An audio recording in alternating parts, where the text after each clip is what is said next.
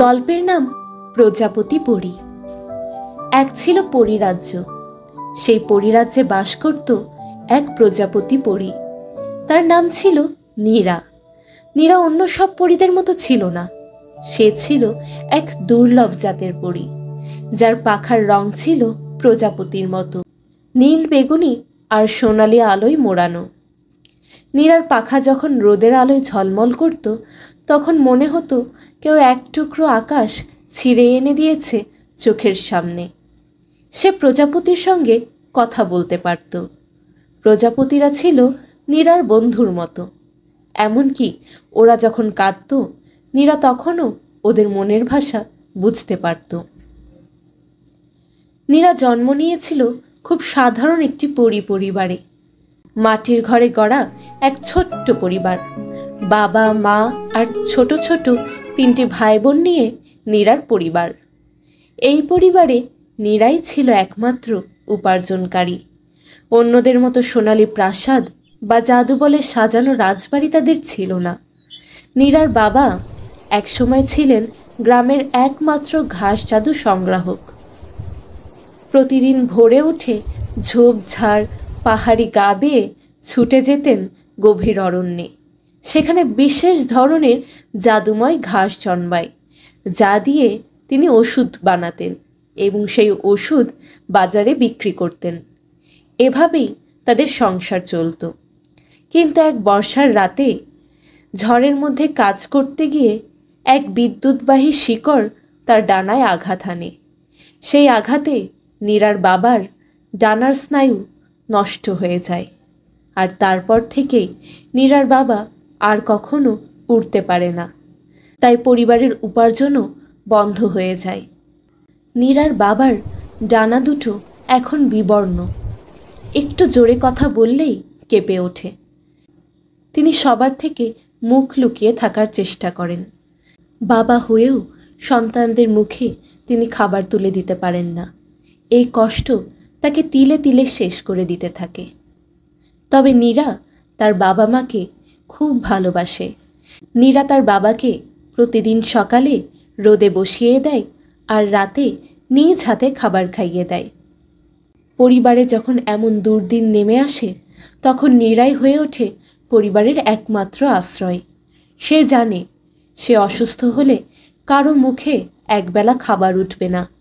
সে ফুল তোলে, মধু সংগ্রহ করে, বিভিন্ন ওষুধ তৈরি করে বাজারে বিক্রি করে, আর সেই টাকা দিয়ে মায়ের ওষুধ কিনে আনে, ছোট ভাই বোনকে সামলায়।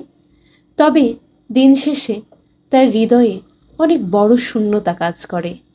রাতে মহাশূন্যের দিকে তাকিয়ে থেকে সে কান্না করে চুপি চুপি, কিন্তু তবুও সবার সামনে মুখে হাসি বজায় রাখে। কারণ সে জানে তার হাসি তার পরিবারের এখন শেষ সম্বল। সে যদি ভেঙে পড়ে, তবে তার পরিবারও ভেঙে চুরমার হয়ে যাবে। তাকে তো শক্ত থাকতেই হবে। নীরা প্রতিদিন খুব ভোরে ঘুম থেকে উঠে ফুল তুলত, সুগন্ধি মধু সংগ্রহ করত, ছোট ছোট জাদুর খাতা বানিয়ে বাজারে বিক্রি করত, আর রাতে এসে ভাই বোনদের গল্প শোনাত। তার মা তাকে মাঝে মধ্যে বলতেন, তুই না থাকলে আমরা বাঁচতাম না রে। তোর কাজেই তো ঘর সংসার চলে, সবার মুখে দুবেলা খাবার ওঠে। কিন্তু একদিন ভয়ানক ঝড় হয়। সেই ঝড়ে রাজ্যের সব ফুল নষ্ট হয়ে যায়। নীরা আর ফুল তুলতেও পারে না, মধুও সংগ্রহ করতে পারে না। সেই দিন সে কোনো রোজগারই করতে পারল না, যার ফলে খাবারও কেনা হলো না। সেদিন সন্ধ্যায় যখন নীরা উঠোনে বসে কাঁদছিল, মাটির হাঁড়িতে কিছুই ছিল না রান্না করার মতো। ভাই বোনগুলো ক্ষুধার যন্ত্রণায় গোপনে শুয়ে শুয়ে কান্না করছিল। ঠিক তখনই জানালার ফাঁক গলে এক ঝাঁক রঙিন প্রজাপতি ঘরে ঢুকে পড়ল। প্রথমে নীরা একটু অবাক হলো। ভাবল হয়তো প্রজাপতিগুলো রাতের বেলা তার ঘরে থাকতে এসেছে। কিন্তু পরক্ষণেই সে দেখল তারা এক একটি ছোট ছোট পাতা, ফুলের মুকুল আর ঝরা পড়া শুকনো পাতা থেকে তৈরি ছোট ছোট পুঁটলি টেনে ঘরে নিয়ে আসছে। প্রজাপতিরা আস্তে আস্তে তার সামনে রাখল সেই সব পুঁটলি। প্রত্যেকটিতেই কিছু না কিছু খাবার রাখা রয়েছে। নীরা বুঝতে পারল এই প্রজাপতিরা শুধু রাতে তার ঘরে থাকতে আসেনি, বরং তার বন্ধু হয়ে তার এই দুর্দিনে তার পাশে এসে দাঁড়িয়েছে। তার ঘরে যখন রান্না করার মতো খাবার নেই, তখন তারা তাদের জন্য খাবার নিয়ে এসেছে। এই প্রজাপতিরা ছিল না কোনো রাজ্য শাসক, না কোনো রাজার দূত, কিন্তু তারা ছিল নিঃস্বার্থ বন্ধুত্বের প্রতীক। এরপর থেকে প্রতিদিন সকালে নীরার বাড়ির সামনে কিছু না কিছু রেখে যেত প্রজাপতিরা। নীরা নিজেও অবাক হয়ে গেল একদিন, যখন সে দেখতে পেল তার নিজের হাতে বানানো জাদুর খাতাগুলো এক ঝাঁক প্রজাপতি বাজারে পৌঁছে দিচ্ছে নির্ভুলভাবে। তারা নীরাকে নিঃস্বার্থভাবে সাহায্য করে চলেছে, নিঃশব্দে, ভালোবাসার নিখুঁত পরিচয়ে। সে বুঝে গেল প্রজাপতিরা শুধু তাকে বন্ধু ভাবেনি, বরং তারা তার বেঁচে থাকার অংশ হয়ে উঠেছে। সবাই যখন নীরার পরিবারের থেকে চোখ ফিরিয়ে নিল, তখন প্রকৃতির এই ছোট্ট নিষ্পাপ বন্ধুগুলো তার পাশে এসে দাঁড়ালো। নীরা কী করে ভুলবে তাদের প্রতিদান? তবে সুখ কখনো বেশি দিন স্থায়ী হয় না। অন্ধকারের আড়ালে বসে শয়তান রানীর অন্তরে জন্ম নিয়েছিল এক ভয়ঙ্কর ঈর্ষা। রানীর হৃদয়ে শান্তি ছিল না। নীরা যখন প্রজাপতি রাজ্যের ভালোবাসার একজন হয়ে উঠল, রানীর নজরে পড়ল তার অসাধারণ প্রতিভা, তার মায়াবী স্পর্শ আর প্রকৃতির সঙ্গে তার হৃদয় ঘন বন্ধন। রানীর অন্ধকার প্রাসাদে যখন খবর পৌঁছালো যে প্রজাপতিরা এক নীরা নামের পরীর উপর তাদের আস্থা ও ভালোবাসা রাখছে, তখন থেকেই রানীর ঈর্ষা আগুনের মতো জ্বলে উঠল। এক সামান্য পরী আমার শাসনের সীমার বাইরে চলে যাচ্ছে। আমি যা চাই, সেই ভালোবাসা, সেই ভয়, সেই শক্তি, সব তার পেছনে যাচ্ছে। রানী ক্রোধে কাঁপতে লাগলো। তবে রাজ্যের রানী ছিল খুবই বুদ্ধিমতী। সে সরাসরি কোনো আক্রমণ করেনি, বরং এক অদৃশ্য পরিকল্পনায় নামল, যাতে নীরাকে ব্যথিত করা যায় তার প্রিয় বন্ধুদের কষ্ট দিয়ে। প্রথমেই প্রজাপতিদের উড়ার পথের উপরে সে বিষাক্ত ধোঁয়া ছড়িয়ে দিল। আগের মতো করে তারা সকালবেলায় ফুলে বসতে পারল না, তাদের রং হারাতে লাগলো, পাখনা দুর্বল হয়ে গেল। তারপর রানীর দাসীরা প্রজাপতিদের বসবাসের ফুলবাগানগুলোতে অদৃশ্য কীটনাশক ছড়াতে লাগলো। দিনের পর দিন ফুল মরে যেতে লাগলো, আর তাদের সুগন্ধি মধু আর মিলল না। প্রজাপতিরা কান্নায় ভেঙে পড়ল। তাদের রাজ্য আর আগের মতো রঙিন নয়। বাতাসে গান নেই, পাখনায় উড়ন্ত মুক্তি নেই। আর সেই সঙ্গে নীরা তার বন্ধুদের এই কষ্ট কোনোভাবেই সহ্য করতে পারছিল না। নীরা যখন একদিন তার ছোট্ট কুঁড়ে ঘরে বসেছিল, হঠাৎই প্রাসাদ থেকে এক বার্তা আসে। রানী স্বয়ং তার সাথে নাকি দেখা করতে চেয়েছেন।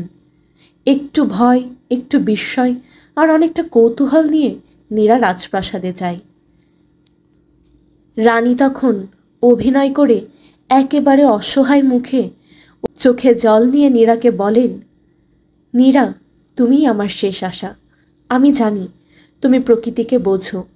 আমার রাজ্যের প্রজাপতিরা বিষাক্ত মধু খেয়ে এক এক করে অসুস্থ হয়ে পড়ছে। আমার দরবারের চিকিৎসকেরা বলেছে একমাত্র উপায় হচ্ছে সেই দূরের চাঁদের দ্বীপের মধু। সেটা সংগ্রহ করা নাকি খুবই কঠিন, কিন্তু সেই মধুই আমার প্রজাপতিদের রক্ষা করতে পারে। আমি তো কিছুই করতে পারছি না। রাজ্য ছেড়ে যাওয়া আমার পক্ষে অসম্ভব। তুমি কি যাবে নীরা? তুমি না গেলে ওরা সবাই মারা যাবে। রানীর এই অসহায় কান্না আর প্রার্থনায় নীরার কোমল মন কেঁপে ওঠে। সে ভাবে না নিজের বিপদের কথা, ভাবে না দূর দ্বীপের ভয়ানক ঝুঁকির কথা। সে শুধু ভাবে তার প্রিয় প্রজাপতি বন্ধুদের কথা, আর ভাবে হয়তো সত্যিই রানী নিরুপায়। নিজের ছোট্ট পুঁটলিতে কিছু শুকনো খাবার এবং পোশাক নিয়ে সে রাজ্য ছেড়ে বেরিয়ে যায়। রানীর দেওয়া নির্দেশনা মতো সে চলতে লাগলো সেই চাঁদের দ্বীপের উদ্দেশ্যে। এবং তাকে ওই দ্বীপে পৌঁছাতে সাহায্য করে রানীর দাসীরা। কিন্তু দ্বীপে গিয়ে সে অবাক হয়, পুরো দ্বীপ জুড়ে শুধুই শুকনো গাছ, পাথরে মোড়া ভূমি, আর কোনো ফুলের অস্তিত্ব নেই, এমনকি মৌমাছিরাও নেই। নীরা বুঝে যায় এই দ্বীপে কোনো মধুই তৈরি হয় না। তার হৃদয়ে ঝড় বয়ে যায়। তবে কি এটা একটা ফাঁদ ছিল? নিজেকেই নিজে জিজ্ঞেস করে নীরা। সে চারপাশে খোঁজ নেয়, কিন্তু কিছুই খুঁজে পায় না।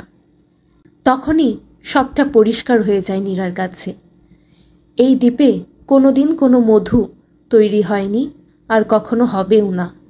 বরং রানী চেয়েছিল তাকে এখানে পাঠিয়ে প্রজাপতিদের থেকে দূরে রাখতে, এবং প্রজাপতিদের অসুস্থতা ছিল সবই তার সাজানো। নীরা আর কিচ্ছু ভাবতে পারে না, শুধু জানে এই মিথ্যে ফাঁদ থেকে তাকে বের হয়ে আসতে হবে। তাকে ফিরে গিয়ে রানীর মুখোশ খুলে দিতে হবে, তার বন্ধুদের রক্ষা করতে হবে।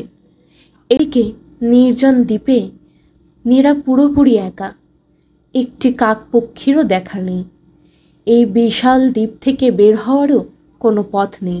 সে তো কিছুই চেনে না। তাকে রানীর দাসীরা সাহায্য করে এই দ্বীপে পাঠিয়েছিল, কিন্তু ফিরে যাবার রাস্তা তাকে জানায়নি। সে এখন কি করে নিজের রাজ্যে ফিরবে? ঝড় তৈরি, রাতে প্রকাণ্ড ঝড় উঠল।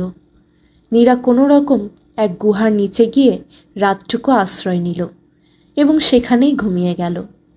নীল অন্ধকার আকাশে তখন কেবল দিনের আলো ফুটতে শুরু করেছে। নীরার ঘুম ভেঙে গেল। একা একাই দ্বীপের মাঝে চলতে লাগলো। চলতে চলতে সমুদ্রের ধারে এসে পৌঁছালো, আর তখনই এক অবাক করা বিষয় চোখে দেখতে পেল। নিজের চোখকে যেন বিশ্বাস করতে পারছিল না নীরা। দ্বীপের উপকূলে একটি ধ্বংসপ্রায় রাজকীয় নৌকা ভেসে এসেছে। ঝড়ের ধাক্কায় তার কাঠামো ভেঙে পড়েছে, আর তার মাঝে অচেতন হয়ে পড়ে আছে এক তরুণ, সোনালি চুলে, ক্ষীণ নিঃশ্বাসে। তারপরে রাজপরিবারের চিহ্ন। বোঝাই যাচ্ছে কোনো রাজপরিবারের রাজকুমার হবে হয়তো। নীরা রাজকুমারকে সেখান থেকে নিয়ে এক গুহায় এনে রাখে। 3 দিন ধরে একটানা রাজকুমারের সেবা করার পর অবশেষে রাজকুমারের জ্ঞান ফেরে। রাজকুমার যখন চোখ মেলে, সে দেখে সামনে দাঁড়িয়ে আছে এক অপার্থিব রূপের মেয়ে। নীল পাখায় আলোক ছায়ার খেলা, তার চোখে নীল সমুদ্রের মতো গভীরতা।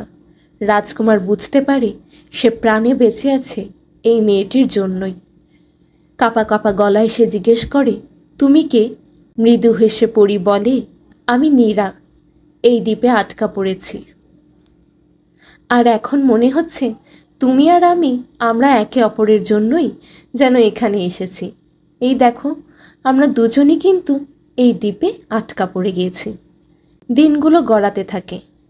রাজকুমার তাকে বলে সে বাণিজ্য ভ্রমণে বেরিয়েছিল, কিন্তু হুট করে সমুদ্রে ঝড় উঠে তার জাহাজ লণ্ডভণ্ড করে দেয়, আর সে কোনো রকম ভাসতে ভাসতে এই দ্বীপে এসে পৌঁছায়।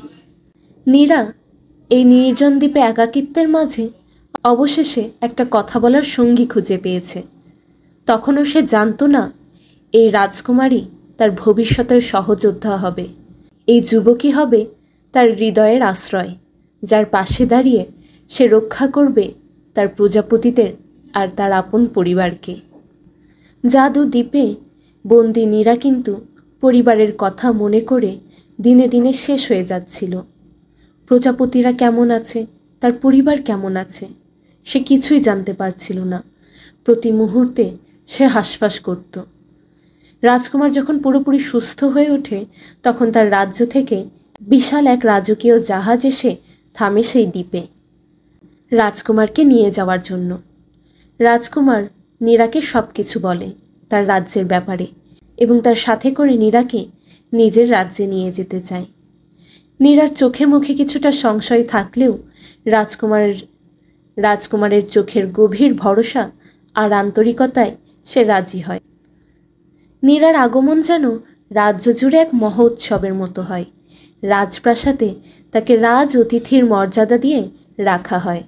স্বর্ণের সিংহাসনে বসানো হয়, রূপালী পায়রা দিয়ে তাকে অভ্যর্থনা জানানো হয় এবং প্রতিটি সকালে রাজকুমার নিজ হাতে তার জন্য ফুল এনে দেয়। নীরা জীবনে এত যত্ন, সম্মান ও ভালোবাসা আগে কখনোই পায়নি। কিন্তু নীরার মন পড়ে থাকে তার প্রকৃত বন্ধু, তার প্রজাপতি পরীদের কাছে, তার পরিবারের কাছে। সে জানে রানী এখনও চক্রান্ত করেই চলেছে। নীরাকে দেখতে পায়। একদিন রাজকুমারের রাজ্যের এক প্রাচীন জাদুকর নীরাকে দেখতে পায়।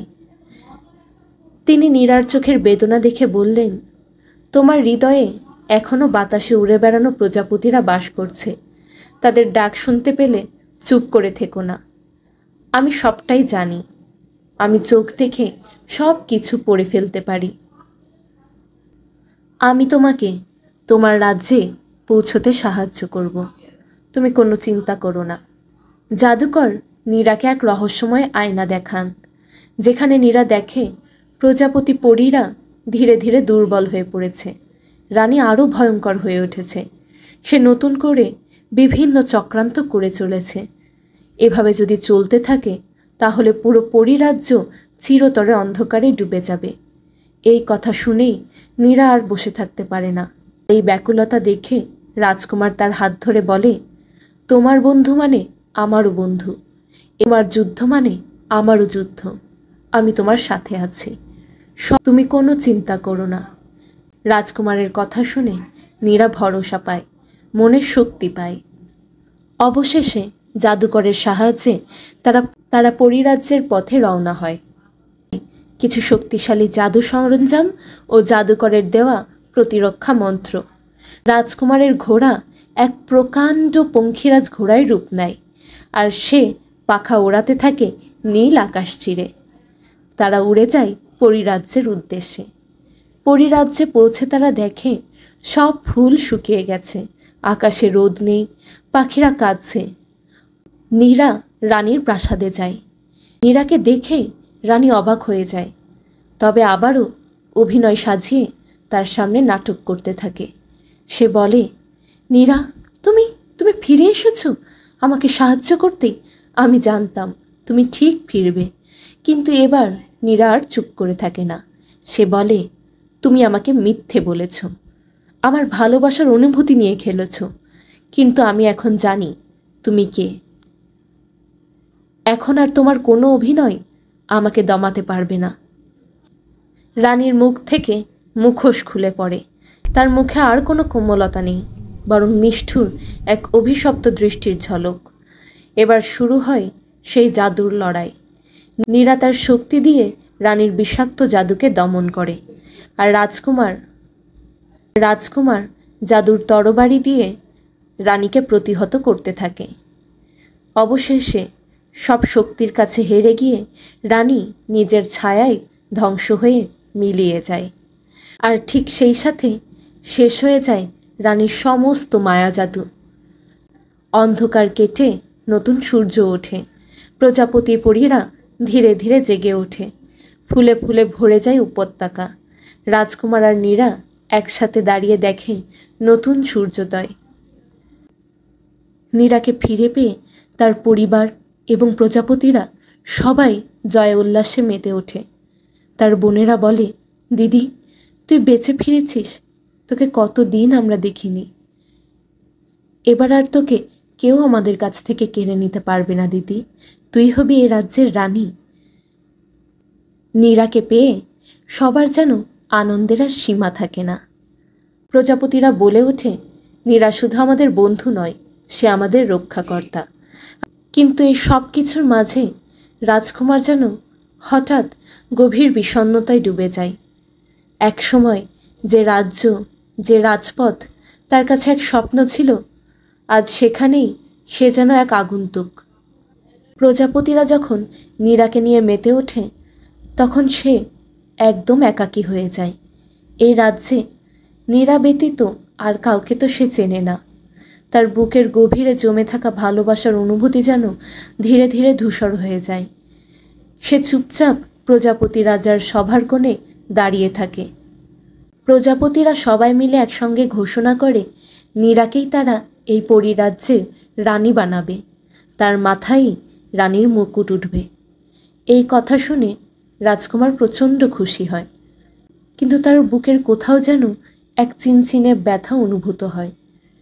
তার মনে হতে থাকে নীরা যদি এই রাজ্যের রানী হয় তবে হয়তো সে তার ভালোবাসাকে হারিয়ে ফেলবে, কারণ পরী আর মানুষের মধ্যে কখনো সম্পর্ক হতে পারে না। আর নীরা যদি এই রাজ্যের রানী হয় তখন তো এই রাজ্য ছেড়ে নীরা কখনোই তার কাছে আসতে পারবে না। হয়তো তাদের ভালোবাসার সমাপ্তি এখানেই ঘটবে। ভাঙা হৃদয় নিয়ে রাজকুমার চুপচাপ প্রাসাদের এক কোণে দাঁড়িয়ে থাকে। তবে মুকুট পরার সময় নীরার চোখ বারবার খুঁজে ফিরছে রাজকুমারকে। সে বুঝতে পারে রাজকুমারের হৃদয় ভাঙা নীরবতা। সবার সামনে না বোঝালেও তার মনও কাঁদছে সেই মানুষটির জন্য, যে তাকে মৃত্যুর মুখ থেকে ফিরিয়ে এনেছে। কিন্তু কোথায় গেল সে? এক রাতে যখন পরিরাজ্য চাঁদের আলোয় ঝলমল করছে, নীরা চুপি চুপি রাজকুমারের ঘরে যায়। রাজকুমার তখন জানালার ধারে বসে সমুদ্রের দিকে তাকিয়েছিল। তার চোখে মুখে বিচ্ছেদ আর যন্ত্রণার ছায়া। নীরা এসে তাকে বলে, তুমি তো আমাকে ভালোবেসেছিলে, আজ দেখো আমি তোমার কাছে আছি, কিন্তু তারপরেও আমার মনে হচ্ছে তুমি আমার থেকে অনেক দূরে চলে গিয়েছে, অনেক দূরে চলে গিয়েছ।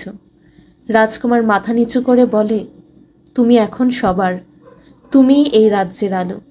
আমি শুধু একজন অতিথি হয়ে তোমার জীবনে এসেছিলাম, যে কিনা শেষমেশ একদিন হারিয়ে যাবে। নীরা তখন তার হাত ধরে বলে, আমি তো রানী হতে চাইনি, আমি শুধু এই রাজ্যকে রক্ষা করতে চেয়েছিলাম। আমি তো তোমাকে ভালোবাসি, আমি তোমার সাথে থাকতে চাই। রাজকুমার নীরব রইল। এক দীর্ঘ নীরবতা। তারপর নীরা বলল, রাজকুমার, আমি চাই না আমার জীবন থেকে তুমি হারিয়ে যাও। তুমি চাইলে আমি রাজ্য চালাবো আর তুমি থাকবে আমার পাশে, একজন জীবনসঙ্গী হয়ে, শক্তি হয়ে, ভালোবাসা হয়ে। রাজকুমার চমকে তাকায়। তার চোখে তখন আশার আলো। জিজ্ঞেস করে, তুমি কি সত্যি তা পারবে নীরা? নীরা মৃদু হেসে বলে, আমি পারবো, যদি তুমিও আমার পাশে থাকো। সেই রাতেই প্রজাপতি সভায় ঘোষণা হয় রাজকুমার হবে নীরার জীবনসঙ্গী। এক নতুন অধ্যায়ের সূচনা করবে তারা। এরপর পরিরাজ্যে ও মানুষের রাজ্যে একযোগে বেজে ওঠে বরণ ঢাক, বাজে সোনার ঘণ্টা। দুই রাজ্যের রীতি মেনে ঘটা করে বিয়ে করে রাজকুমার ও নীরা। প্রজাপতি রানী হিসেবে নীরার মাথায় এখন দায়িত্বের মুকুট আর হৃদয়ে ভালোবাসার বন্ধন।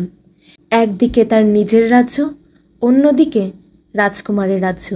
দুই জায়গাতেই সে রানী হিসেবে স্বীকৃতি পায়। সে দুই রাজ্যের মাঝে এক স্বপ্নপথ তৈরি করে ফেলে সেই জাদুকরের সহায়তায়, এবং সেই স্বপ্নপথ দিয়েই সে দুই রাজ্যের মাঝে যাতায়াত করতে পারে। এক রাজ্যে দিনের আলো ফুটলে অন্য রাজ্যে রাত নামে, আর সেই সুযোগেই সে প্রতিদিন কিছু সময় এক এক রাজ্যে কাটায়। সব কিছু মিলিয়ে পরিরানী নীরা দুই রাজ্য শাসন করে চলেছে। অনেক সংগ্রাম, অনেক অপেক্ষা, অনেক ত্যাগ তিতিক্ষার পরে প্রজাপতি পরী নীরা এক সুখী জীবন পেল। এভাবেই নীরা এবং রাজকুমার দুই রাজ্যকে নিজেদের ভালোবাসা দিয়ে আগলে রাখে।